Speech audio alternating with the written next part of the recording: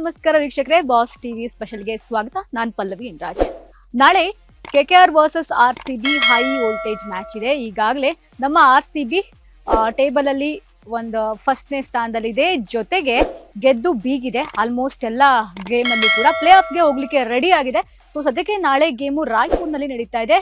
ಏನಾಗುತ್ತೆ ಏನು ಅಂತ ಎಕ್ಸೈಟ್ಮೆಂಟು ನಮ್ಮೆಲ್ರಿಗೂ ಕೂಡ ಇದೆ. ನಾನಂತೂ ಸೂಪರ್ ಎಕ್ಸೈಟ್ಮೆಂಟ್ ಇಂದ ನಾಳೆ ಮ್ಯಾಚ್ ನೋಡ್ಲಿಕ್ಕೆ ವೆಯ್ಟ್ ಮಾಡ್ತಾ ಇದ್ದೀನಿ.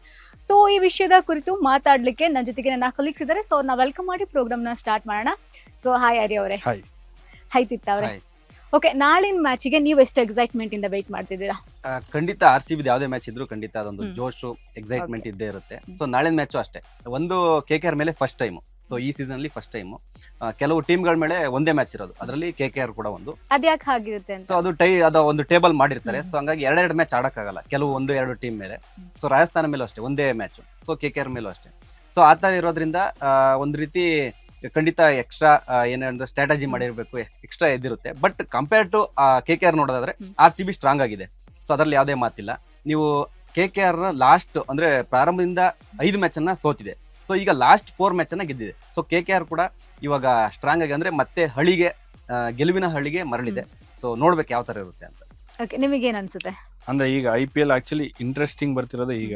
IPL ನ ಆಕ್ಚುಯಲ್ ಗೇಮ್ಸ್ ಸ್ಟಾರ್ಟ್ ಆಗಿರೋದು. ಯಾಕಂದ್ರೆ ಎಲ್ಲಿ ತನಕ ಒಂದ್ ಸೈಡ್ ಗೇಮ್ ಇರ್ತಿತ್ತು, ಕೆಳಗಡೆ ಇರೋರು ಕೆಳಗಡೆ ಇರ್ತಿದ್ರು, ಮೇಲೆ ಇರೋರು ಮೇಲೆ ಇರ್ತಿದ್ರು. ಬಟ್ ಈಗ ಪ್ಲೇ ಆಫ್ ರೇಸ್ ಅನ್ನೋದು ತುಂಬಾ ಇಂಟ್ರೆಸ್ಟಿಂಗ್ ಆಗಿದೆ. ಮೇಲೆ ಇದ್ದವರೆಲ್ಲ ಸೋಲ್ತಾ ಇದ್ದಾರೆ, ಕೆಳಗಿದ್ದವರೆಲ್ಲ ಮೇಲೆ ಬರ್ತಿದ್ದಾರೆ. ಹಾಗಾಗಿ ಇದೊಂಥರ ತುಂಬಾ ಇಂಟ್ರೆಸ್ಟಿಂಗ್ ಈ ಮ್ಯಾಚ್ಗಳು. ಅಂಡ್ KKR ಹೌದು, ಲಾಸ್ಟ್ 4 ಮ್ಯಾಚ್ ಕಂಟಿನ್ಯೂಸ್ ಗೆದ್ಕೊ ಬಂದಿದ್ದಾರೆ. ಅವರು ಹೊರಗೆ ಬೀಳ್ತಿದ್ರು ಫಸ್ಟ್ ಅಂತ ಹೇಳ್ತಿದ್ರಲ್ಲ, ಫಸ್ಟ್ ಹೊರಗೆ ಬೀಳದೆ ಅವರು ಅಂತ. 4 ಮ್ಯಾಚ್ ಕಂಟಿನ್ಯೂಸ್ ಗೆದ್ದಿದೆ. ಈ ಕಡೆ RCB ಕೂಡ ಒಂದು ಬಲಿಷ್ಠವಾಗಿದ್ರು ಕೂಡ ಒಂದ್ ಸ್ವಲ್ಪ ಸ್ಟ್ರಗಲ್ ಮಾಡ್ತಿದೆ. ಅವ್ರದ್ದು ಬ್ಯಾಟಿಂಗ್ ಆರ್ಡರ್ ಅಲ್ಲಿ ನೋಡೋದಾದ್ರೆ ಫಿನಿಶರ್ಸ್ ಎಲ್ಲ ಒಂಚೂರು ಸ್ಟ್ರಗಲಿಂಗ್ ಇದೆ. ಹಾಗಾಗಿ ಒಂಥರ ಒನ್ ಸೈಡೆಡ್ ಮ್ಯಾಚ್ ಅಂತೂ ಆಗಕ್ ಚಾನ್ಸ್ ಇಲ್ಲ. ಇದು ಒಳ್ಳೆ ಇಂಟ್ರೆಸ್ಟಿಂಗ್ ಆಗಿರುತ್ತೆ. ಅಂಡ್ ಹೊಸ ಪಿಚ್ ಬೇರೆ ರಾಯ್ಪುರ್. ಹಿಂದಿನ ಮ್ಯಾಚ್ ಅಲ್ಲಿ ಮುಂಬೈ ಮೇಲೆ ಒಂದು ಲಾಸ್ಟ್ ಬಾಲ್ ಅಲ್ಲಿ ಗೆದ್ದಿದ್ದಾರೆ. ಹಾಗಿದ್ದಾಗ ಇದು ಹೇಳಕ್ಕಾಗಲ್ಲ, ಒಳ್ಳೆ ಫೈಟ್ ಇರುತ್ತೆ. ಓಕೆ, ಹಿಂದಿನ ಮ್ಯಾಚ್ ಅಲ್ಲಿ ಅವರಿಗೆ ಸ್ಟ್ರಗಲ್ ಕಷ್ಟ ಅಂತ ಅನ್ಸಿದ್ದು ಏನಿರ್ಬೋದು? ಅದೇ ಒಂದು ಹೋಮ್ ಪಿಚ್. ಈಗ ಯೂಶಲಿ ಬೆಂಗಳೂರಿಗೆ ಹೋಮ್ ಪಿಚ್ ಚಿನ್ನಸ್ವಾಮಿಲಿ ಇರ್ತಿತ್ತು, ಅವ್ರಿಗೆ ಆ ಪಿಚ್ ಬಗ್ಗೆ ಗೊತ್ತಿತ್ತು. ಇದು ಸ್ವಲ್ಪ ಹೊಸ ಪಿಚ್ ಈ ಸೀಸನ್ ಅಲ್ಲಿ ರಾಯ್ಪುರ್. ಹಂಗಿದ್ದಾಗ ಅಲ್ಲಿ ಅವರು ಅರ್ಥ ಮಾಡ್ಕೊಳಕ್ ಸ್ವಲ್ಪ ಟೈಮ್ ಬೇಕಾಗಿತ್ತು. ಅಂಡ್ ಈ ಇಡೀ ನಾವೆಲ್ಲಾ ಮ್ಯಾಚ್ ಗಳನ್ನ ನೋಡೋದಾದ್ರೆ ಬ್ಯಾಟಿಂಗ್ ಪಿಚ್ ಎಲ್ಲದೂ 200 250 ಈಸಿಯಾಗಿ ಹೊಡಿತಾರೆ. ಆದ್ರೆ ಈ ರಾಯ್ಪುರ್ ಪಿಕ್ಚರ್ ಹಂಗಲ್ಲ. ಬೌಲಿಂಗ್ ಕೂಡ ಬೌಲರ್ಸ್ ಕೂಡ ಅಲ್ಲಿ ಡಾಮಿನೇಟ್ ಮಾಡ್ಬೋದು. ಅವರು ಸ್ವಲ್ಪ ಚೆನ್ನಾಗಿ ಬೌಲ್ ಹಾಕಿದ್ರೆ ಬ್ಯಾಟ್ಸ್ಮನ್ ಗಳು ಸ್ಟ್ರಗಲ್ ಆಗ್ತಾರೆ ಅಂತ ಪಿಚ್ಚು. ಹಾಗಾಗಿ ಅದು RCB ಅವರಿಗೂ ಸ್ವಲ್ಪ ಅದು ಮೈನಸ್ ಆಯ್ತು ಅನ್ಸುತ್ತೆ. ನಿಮಗೇನ್ ಅನ್ಸುತ್ತೆ? ಸಾರಿ, ಕಷ್ಟ ಪಡ್ಲಿಕ್ಕೆ, ಸ್ಟ್ರಗಲ್ ಪಡ್ಲಿಕ್ಕೆ ಲಾಸ್ಟ್ ಮ್ಯಾಚ್ ಅಲ್ಲಿ ನಾವು ನೋಡೋದಾದ್ರೆ ಬೌಲಿಂಗ್ ಅಲ್ಲೇ ಅಂದ್ರೆ ಈಗ ಆಪೋಸಿಟ್ ಮುಂಬೈ ಇಂಡಿಯನ್ಸ್ ಬೌಲಿಂಗ್ ಚೆನ್ನಾಗಿ ಮಾಡಿದ್ರು. ಸೊ ಕೊನೆ ಓವರ್ ತನಕ ಬಂತು ಅಂದ್ರೆ ಬೇಗ ಮುಗಿಸ್ಬೋದಾಗಿತ್ತು. RCB ಬ್ಯಾಟಿಂಗ್ ಲೈನಪ್ ನೋಡಿದ್ರೆ ಅಷ್ಟು ಸ್ಟ್ರಾಂಗ್ ಆಗಿತ್ತು. ಬಟ್ ಆ ಪಿಚ್ ಮತ್ತೆ ಬೌಲಿಂಗ್ ಅನ್ನ ಕಂಪೇರ್ ಮಾಡಿದ್ರೆ ಅಲ್ಲಿ ಸ್ವಲ್ಪ RCB ಬ್ಯಾಟಿಂಗ್ ಲೈನಪ್ ವೀಕ್ ಆಯ್ತು. ಸೊ ಇದು ಕೂಡ ಸ್ಟ್ರಗಲ್ ಮಾಡೋದಕ್ಕೆ ಅಂದ್ರೆ ಕೊನೆ ಬಾಲ್ ತನಕ ಮ್ಯಾಚ್ ಅನ್ನ ತಗೊಂಡ್ಬರೋದಕ್ಕೆ ಕಾರಣ ಆಯ್ತು.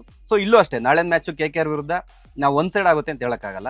KKR ಸ್ವಲ್ಪ ಅಂದ್ರೆ ಎಲಿಮಿನೇಟ್ ಹತ್ರ ಇದೆ. ಆ ಎಲ್ಲಾ ಮ್ಯಾಚ್ ಅನ್ನು ಗೆದ್ರಷ್ಟೇ ಅದು ಅಂದ್ರೆ ಕ್ವಾಲಿಫೈ ಆಗುತ್ತೆ.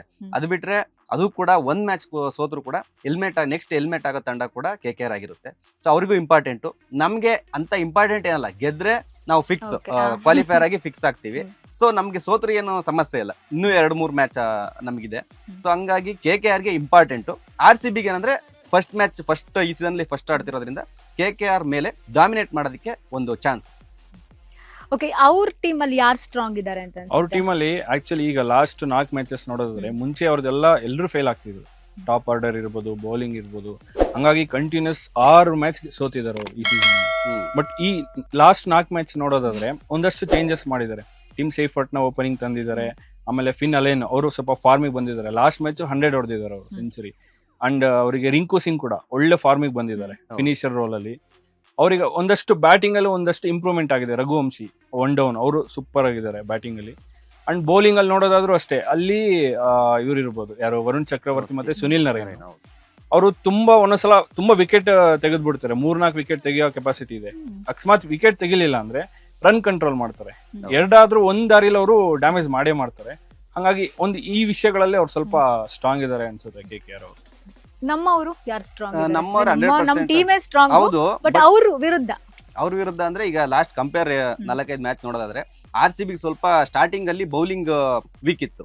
ಸೊ ಇವಾಗ ನೋಡಿದ್ರೆ ಸ್ವಲ್ಪ ಬ್ಯಾಟಿಂಗ್ ವೀಕ್ ಅಪ್. ಅದ್ರಲ್ಲೂ ಮಿಡ್ಲ್ ಆರ್ಡ್ ಅಲ್ಲಿ ಜಿತೇಶ್ ಶರ್ಮಾ ಆಗಿರ್ಬೋದು, ರೊಮಾರಿಯೋ ಶೆಫರ್ಡ್ ಆಗಿರ್ಬೋದು, ಈ ತರ ಇವ್ರಿನ್ನು ಫಾರ್ಮಿಗೆ ಬಂದಿಲ್ಲ ಅಂತ ಒಂದು ಫಿನಿಶಿಂಗ್ ರೋಲ್ ಬರ್ತಾ ಇಲ್ಲ. ಸೊ ನಮಗೇನಾದ್ರು ಮೈನಸ್ ಆದ್ರೆ ಈ ಒಂದು middle order batting line up minus ಆಗುತ್ತೆ. ಹೌದು, ಯಾಕಂದ್ರೆ ಈ ಶೆಫರ್ಡ್ ಮತ್ತೆ ಜಿತೇಶ್ ಶರ್ಮಾ ಇವರೆಲ್ಲ ಹಿಂದಿನ ಸೀಸನ್ ಅಲ್ಲಿ ಬೇರೆ ಟೀಮ್ ಅವರು ಆಪೋಸಿಟ್ ಟೀಮ್ ಅವ್ರು ಭಯ ಬೀಳ್ತಿದ್ರು. ಹೌದು. ಈ CSK ಟೀಮ್ ಅವ್ರ ಮೇಲೆಲ್ಲ ಸಖತ್ತಾಗಿ ಆಡಿದ್ರು. ಬಟ್ ಈ ಸೀಸನ್ ಎಲ್ಲರೂ ಅದೇ ಮೈಂಡ್ ಸೆಟ್ ಅಲ್ಲಿ ಇದ್ರು, ಶೆಫರ್ಡ್ ಆಡ್ತಾರೆ ಹಂಗೆ ಹಿಂಗೆ ಅಂತ. ಬಟ್ ಲಾಸ್ಟ್ ಒಂದು 2-3 ಮ್ಯಾಚ್ ನೋಡೋದಾದ್ರೆ ಅವ್ರು ಯಾವಾಗ ಅವ್ರ ನೆಸೆಸಿಟಿ ಬೇಕಿತ್ತು ಟೀಮ್ಗೆ ಆ ಟೈಮಲ್ಲಿ ಅವ್ರು ಫೈಲ್ ಆಗಿದ್ದಾರೆ. ಹಂಗಿದ್ದಾಗ ಅದೊಂದು ಸ್ವಲ್ಪ ಅವರಿಗೆ ಡ್ರಾಬ್ಯಾಕ್ ಆಗ್ಬೋದು. ಅಪೋಸಿಟ್ ಟೀಮ್ ಅವರಿಗೆ ಅದೊಂದು ಸ್ಟ್ರಾಂಗ್ ಇರ್ಬೋದು, ಇವ್ರಿಗೆ ಒಂದಷ್ಟು ವೀಕ್ನೆಸ್ ಇದೆ, ಅದನ್ನ ಟಾರ್ಗೆಟ್ ಮಾಡಿದ್ರೆ ಇವ್ರದ್ದು ಫಿನಿಶಿಂಗ್ ಏನಿಲ್ಲ ಅಂತ ಅದೊಂದು ಚಾನ್ಸ್ ಸಿಗುತ್ತೆ ಅವರಿಗೆ.